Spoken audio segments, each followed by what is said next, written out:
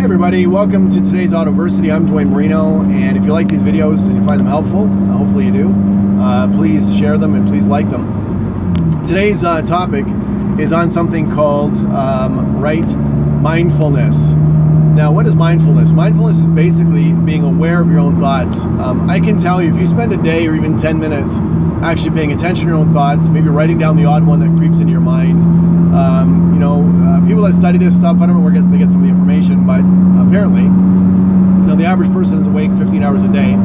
We have 100 completely random thoughts an hour, 3/4 of which are self-doubt.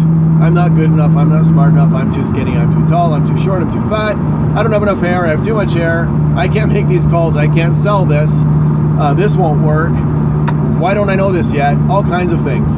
Now, without mindfulness, without getting in touch with those thoughts, it obviously becomes very difficult to correct anything or improve yourself.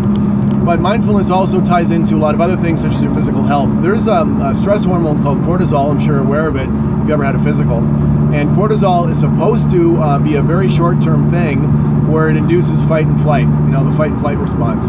Now, with the fight and flight response, the job of cortisol is to take away mindfulness. It's to take away your ability to critically analyze or think clearly, and it's designed for dangerous situations in which we were been in for millions of years or whatever. However, with our current lifestyles of everything's on a time clock, financial pressures, relationship pressures, we're under a continual stream of stresses that our ancestors weren't under, and we're not really built to deal with. So a lot of people have a continual cortisol drip going on in their body. What does this do? Well, it's going to prematurely age you in every way that you can imagine. It's going to make you overweight. It's going to take away your mojo. It's going to make you make a lot of mistakes, treat people in ways you don't want to treat them, say things you don't want to say. So there's a lot of practical, physiological reasons why you want to study mindfulness and maybe get in touch with that, which is really just self-awareness of your own thoughts. So here's a couple of ideas. Just focusing on an object with your eyes open or closed will give you a little bit of sensation and control and understanding and recognition mostly of when thoughts are creeping into your mind that either aren't yours perhaps, there's a theory on that, or are just random thoughts that really are coming from some part of your mind or your brain or who knows where, but just staring at an object, not daydreaming, but trying to focus on it, paying attention to thoughts that come out of your mind can increase your mindfulness in a lot of situations. Now, the benefit of mindfulness is you're not going to be saying things to customers and your boss that you would normally not want to say if you had a chance to think about it. You're not going to rifle back an email to somebody and tear a strip off of them when 24 hours later you go, man, I was not my best self there. Why did I do that? You're going to have dialogues with your family and friends and customers at much higher levels of quality because you're aware of your own thoughts and your body language and what you're doing and why you're doing it. Another way to increase your mindfulness is through yoga. This is why yoga works for mindfulness. You have to hold poses.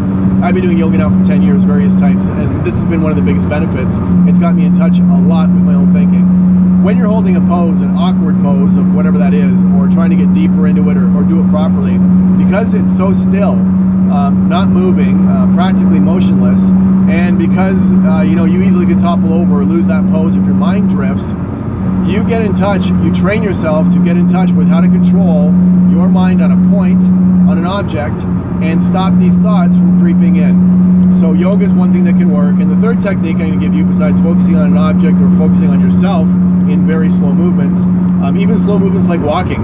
You can walk extremely slowly, focusing on every little movement of your pants on your legs and on your shirt and the swing of your arms and the strike of your feet, what's striking first, what's leaving the ground last. That's another meditative type walking technique to increase mindfulness. But the other one here is called stop, spot, and squash, or spot, stop, and squash. Now what this is you want to really pay attention to your thoughts and how you associate things. Maybe you see a car, you see an individual, you see a certain race, you see a type of customer, and you have an instant reaction in your body. This is interesting to note because you'll probably act out some of these thoughts in conversations with people. But first thing to get control, start spotting all of the negative thoughts and negative associations you have. Spend 5 minutes or a week just doing that. The next thing is, in areas of your life where you want to get control of these things, where you feel maybe it's not helpful. It's not empowering you or other people. You want to place a cancellation sign, a stop sign, right in the middle of your mind visually as soon as you catch this association having a reaction inside you. That's called the stop method. So first thing is to spot anything that fires off a negative feeling or connotation or association. Then the next thing is to place a stop sign in front of you. What is squash? Squash is you now introducing a new behavior, a new thought process, or a new action to overwrite your old one. So let's say you're in sales. A lot of salespeople have a fear or discomfort with the phones. I love the phones. I associate money with phones. So it makes it very easy for me to take and make phone calls. But if you've got the wrong association, that's not going to help you. So the first thing is you need to spot exactly where and when your fear of the phones is starting. What you want to do at that point is introduce a stop sign in your mind. Okay, whoa, stop. This is a stupid association. And put the stop sign up, which disrupts the pattern of the previous association of whatever was making you nervous or scared. Then the squash is, as soon as you realize that you have a fear of the phones or discomfort, you make calls.